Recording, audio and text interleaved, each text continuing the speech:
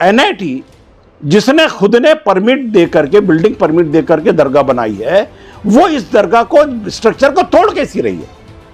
इसका मतलब सीधा है कि जो दवा मार्केट के चोर व्यापारी है वो उस दरगाह को हटाना चाहते थे, उस दरगाह के जगह पार्किंग करना चाहते थे। इसलिए उन्होंने सुपारी दे करके एनआईटी के अधिकारी को, पूरा रिकॉर्ड होने के बाद भी इस दरगाह को तोड़वाया है। यह हमारा इल्जाम है। और एक दरगाह को तोड़ना, वैध दरगाह को तोड़ना, और अधिकारी को पूरे डॉक्यूमेंट मालूम होने के बाद भी उसने तोड़ना, यह क्रिमिनल ऑफेंस है। इसलिए जिस अधिकारी ने इसको तोड़ा है उस पर एफआईआर दर्ज की जाए, यह जरूरी है। अब यहां पर में दूसरा एंगल आता है कि जिस वक्त यह तोड़ी गई उस वक्त यहां पर में भाजपा की, देवेंद्र फडणवीस की सरकार थी। उसने नहीं सुना, ठीक है, लेकिन आज तो कांग्रेस और राका की सरकार है। आज तो यहां का पालक मंत्री कांग्रेस पार्टी का नितिन राउत है। उनके टाइम पे ये कैसा टूटा? ये कांग्रेस और राका मुसलमानों के वोट से आती है। और मुसलमान भी कौन? मुसलमानों में 90% वोटर्स अहले सुन्नत वल जमात का, सूफीज्म को मानने वाला है। उनके वोटों से ये सरकार आती है और ये उनकी दरगाहों को तोड़ती है। नागपुर में पहली बार नहीं हुआ, यही काम मुस्तफा बाबा के टाइम पे हुआ है। और मुस्तफा बाबा को भी अपने मोहम्मद अली सराय से निकाल करके सुप्रीम कोर्ट में खड़े होकर कांग्रेस और राका ने खड़े होकर के वहां से निकलवाया। यह दुश्मनी कांग्रेस और अपना राष्ट्रीय कांग्रेस की, अहले सुन्नत वल जमात के वलियों से, तो तुम हमारे वोटों से चुन के आओगे और हमारी वलियों को निकालोगे, हमारी मस्जिद को तोड़ोगे। ये नाइंसाफी कब तक? और मुसलमान ये नाइंसाफी को कब तक बर्दाश्त करेगा? ये तो उसके दीन और मजहब के ऊपर हमला हो चुका है कांग्रेस और राका पार्टी का, जो आज खुले तौर के ऊपर में दिख रहा है। सेंट्रल वक्फ काउंसिल ने भी 5 अप्रैल 2019 को लेटर लिख करके वक्फ बोर्ड के सीईओ को कहा था कि तुम, ये दरगाह की प्रॉपर्टी है, ये वक्फ में, ये रेवेन्यू में चढ़ी हुई है, इसे बचाओ। फिर भी वक्फ बोर्ड खामोश बैठा रहा। क्यों वक्फ बोर्ड खामोश क्यों बैठा हुआ है दरगाह के ऊपर में?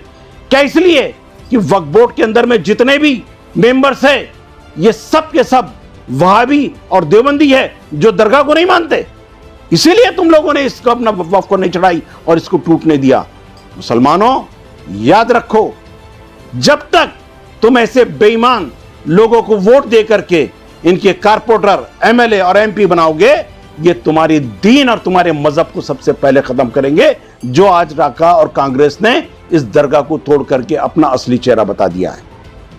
ये दरगाह की जमीन है, ये किसी के बाप की जमीन नहीं है, ये सरकारी जमीन नहीं है, ये एक वली की दरगाह की जमीन है। और उस पे सरकार ने बना के दिए हुए स्ट्रक्चर को तुम सुप्रीम कोर्ट का कानून के तहत नहीं तोड़ सकते। सुप्रीम कोर्ट ने नहीं बोला है कि तुम किसी की अपनी जगह के ऊपर में, अगर उसकी जाती जगह पे बने हुए स्ट्रक्चर को तोड़ो, अनऑथराइज है। सरकारी जमीन पे तोड़ डालो ना, किसने रोका है? लेकिन तुम सरकारी जगह के ऊपर की अनऑथराइज चीज को नहीं तोड़ रहे हो। एक धार्मिक एंगल लेकर के, धार्मिक तौर के ऊपर, धार्मिक दुश्मनी में तुमने ये काम किया है, जिसका हम पूरी तरीके से निषेध करते हैं।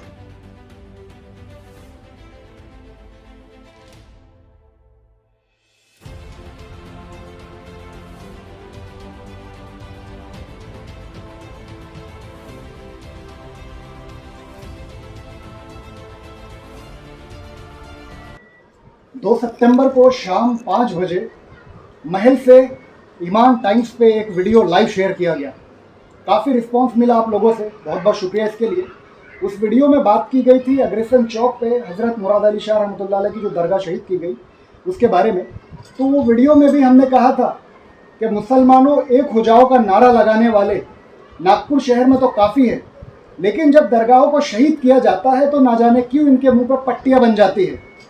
तो उस वक्त कुछ अहले सुन्नत वल जमात के लीडर्स, उन्होंने हमें बताया कि आखिर क्यों इनके मुंह पे पट्टियाँ बंधी है।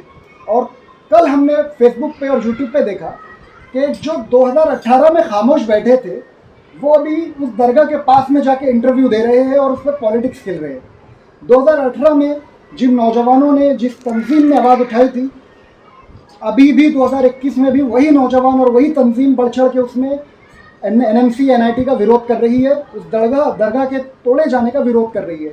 इस वक्त हम लोग ईमान तंजीम के राष्ट्रीय अध्यक्ष और सेंट्रल वक्फ काउंसिल के पूर्व मेंबर रह चुके इंजीनियर मोहम्मद हामिद के साथ हम लोग हैं। हज़रत सैयद मुराद अली शाह दरगाह जो अग्रसेन गांधी बाग नागपुर के अंदर स्थित है, ये करीबन 276 साल पुरानी दरगाह है और ये दरगाह की अपनी खुद की प्रॉपर्टी के ऊपर बनी हुई है। ये किसी सरकारी जगह पे या कहीं अतिक्रमण करके ये दरगाह नहीं बनी हुई है, क्योंकि सीए रोड के जो अग्रसेन चौक है और सीए रोड है, ये आज़ादी के बाद में नया रोड बनाया गया था जो यहाँ के कब्रिस्तान में से और मुस्लिम बस्तियों को तोड़ता हुआ निकला था। उस वक्त ये दरगाह जो कब्रिस्तान के अंदर में थी वो चौक के ऊपर में आ चुकी थी और इस दरगाह के नाम के ऊपर अभी रेवेन्यू डिपार्टमेंट के अंदर 8000 स्क्वायर फीट जगह, 800 स्क्वायर मीटर जगह रजिस्टर्ड है रेवेन्यू डिपार्टमेंट के मुताबिक। और लेकिन इस दरगाह को यहाँ की प्रशासन ने तोड़ दिया और तोड़ने का रीज़न क्या है? वो ये बता रहे हैं कि सुप्रीम कोर्ट ने कहा था कि जो अनऑथराइज्ड स्ट्रक्चर हैं, जो 2009 के ऑर्डर के बाद में जितने भी सरकारी जगह के ऊपर में अवैध जो भी धार्मिक स्थल बने हुए उसको तोड़ दिया जाए। ये सुप्रीम कोर्ट का ऑर्डर था, सही ऑर्डर था और उसके तहत कई जगह पे तोड़फोड़ की भी है और बहुत अच्छी सही बात है। जो अनऑथराइज्ड स्ट्रक्चर है उसको तोड़ना चाहिए, लेकिन वो स्ट्रक्चर जिसको नागपुर इंप्रूवमेंट ट्रस्ट ने 25 सितंबर 1950 को बिल्डिंग परमिट निकाल करके खुद बनाया, क्योंकि ये जगह सैयद मुराद अली शाह बाबा की खुद की मालकी की जगह है। उनकी मालकी की जगह पर एनआईटी ने बना के दिए हुए स्ट्रक्चर को आज का एनआईटी का अधिकारी तोड़ रहा है। आप इस पे से समझ जाइए कि ये क्या तमाशा चल रहा है। यहाँ 1950 के जो अधिकारी थे वो बेवकूफ थे या आज का ये अधिकारी है ये बेवकूफ और भ्रष्टाचारी है जो ये तोड़ रहा है।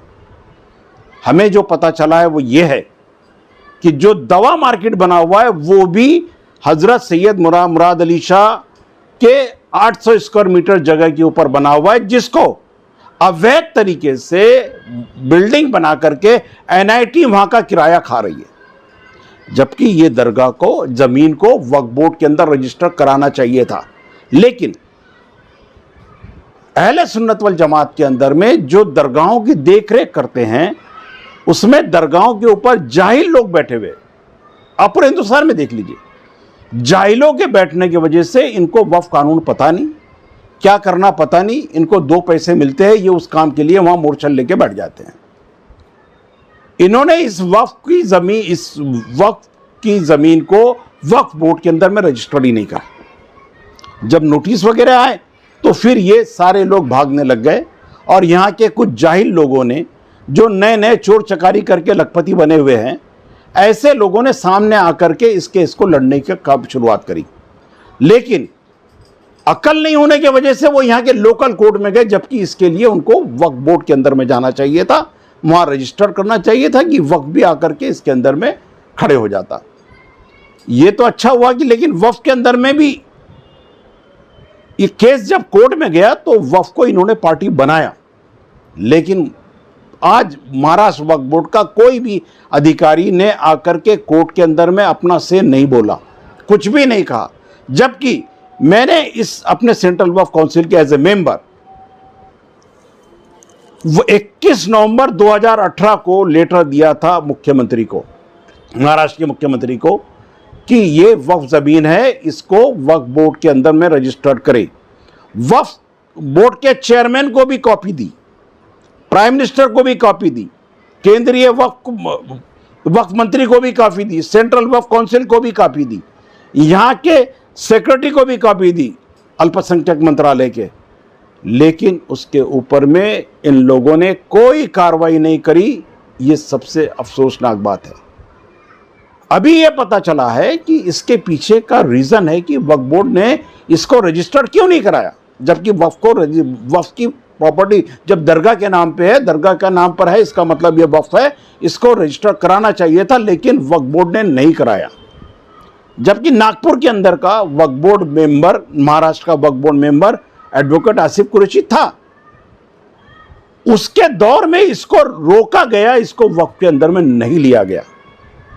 और यहां पर में जो ब्लंडर चल रहा है वो ये कि वही आसिफ कुरैशी का खास आदमी रफीक अकबानी इसका केस लड़ता है और वो कोर्ट के अंदर में से भी देता है कि हम मस्जिद अपना दरगाह को हटा लेंगे। ऐसा पता चला है, जो लोग लड़ रहे थे उन्होंने बताया, भाई ये दरगाह के अंदर में से देने वाला रफीक अकबानी होता कौन, और ये जो लड़ रहे ये कौन।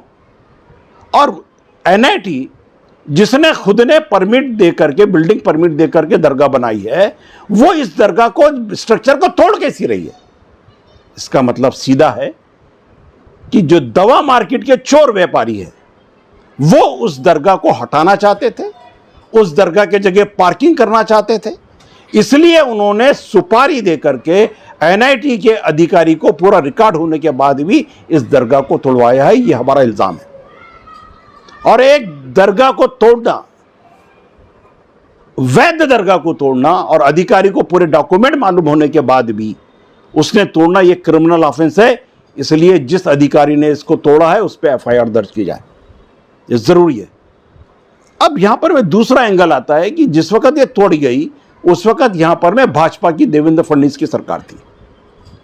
उसने नहीं सुना, ठीक है, लेकिन आज तो कांग्रेस और राका की सरकार है। आज तो यहां का पालक मंत्री कांग्रेस पार्टी का नितिन राउत है। उनके टाइम पे ये कैसा टूटा? ये कांग्रेस और राका मुसलमानों के वोट से आती है, और मुसलमान भी कौन? मुसलमानों में 90% वोटर्स अहले सुन्नत वल जमात का सूफीज्म को मानने वाला है। उनके वोटों से ये सरकार आती है और ये उनकी दरगाहों को तोड़ती है। नागपुर में पहली बार नहीं हुआ, यही काम मुस्तफ़ा बाबा के टाइम पे हुआ है। और मुस्तफ़ा बाबा को भी अपने मोहम्मद अली सराय से निकाल करके सुप्रीम कोर्ट में खड़े होकर कांग्रेस और राका ने खड़े होकर के वहां से निकलवाया। ये दुश्मनी कांग्रेस और अपना राष्ट्रीय कांग्रेस की अहले सुन्नत वल जमात के वलियों से, तो तुम हमारे वोटों से चुन के आओगे और हमारी वलियों को निकालोगे, हमारी मस्जिद को तोड़ोगे। ये नाइंसाफी कब तक? और मुसलमान ये नाइंसाफी को कब तक बर्दाश्त करेगा? ये तो उसके दीन और मजहब के ऊपर हमला हो चुका है कांग्रेस और राका पार्टी का, जो आज खुले तौर के ऊपर में दिख रहा है। सेंट्रल वक्फ काउंसिल ने भी 5 अप्रैल 2019 को लेटर लिख करके वक्फ बोर्ड के सीईओ को कहा था कि तुम, ये दरगाह की प्रॉपर्टी है, ये वक्फ में, ये रेवेन्यू में चढ़ी हुई है, इसे बचाओ। फिर भी वक्फ बोर्ड खामोश बैठा रहा। क्यों वक्फ बोर्ड खामोश क्यों बैठा हुआ है दरगाह के ऊपर में? क्या इसलिए कि वक्फ बोर्ड के अंदर में जितने भी मेंबर्स हैं ये सब के सब वहाबी और देवबंदी है, जो दरगाह को नहीं मानते। इसीलिए तुम लोगों ने इसको, अपना वक्फ को नहीं चढ़ाई और इसको टूटने दिया। मुसलमानों याद रखो, जब तक तुम ऐसे बेईमान लोगों को वोट दे करके इनके कारपोरेटर, एमएलए और एमपी बनाओगे, ये तुम्हारी दीन और तुम्हारे मजहब को सबसे पहले खत्म करेंगे, जो आज राका और कांग्रेस ने इस दरगाह को तोड़ करके अपना असली चेहरा बता दिया है।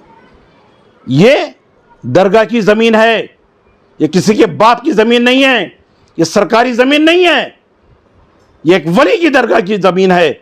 और उस पे सरकार ने बना के दिए हुए स्ट्रक्चर को तुम सुप्रीम कोर्ट का कानून के तहत नहीं तोड़ सकते। सुप्रीम कोर्ट ने नहीं बोला है कि तुम किसी की अपनी जगह के ऊपर में, अगर उसकी जाती जगह पे बने हुए स्ट्रक्चर को तोड़ो, अनऑथराइज है, सरकारी जमीन पे तोड़ डालो ना, किसने रोका है? लेकिन तुम सरकारी जगह के ऊपर की अनऑथराइज चीज को नहीं तोड़ रहे हो। एक धार्मिक एंगल लेकर के, धार्मिक तौर के ऊपर, धार्मिक दुश्मनी में तुमने ये काम किया है, जिसका हम पूरी तरीके से निषेध करते हैं और अपने लोगों को आह्वान करते हैं कि ऐ सुन्नी मुसलमानों, आने वाले चुनाव में इन पार्टियों को जवाब दो।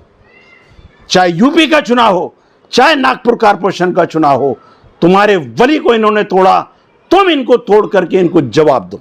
ये ज़रूरी हो गया, ये वक्त की आवाज़ है।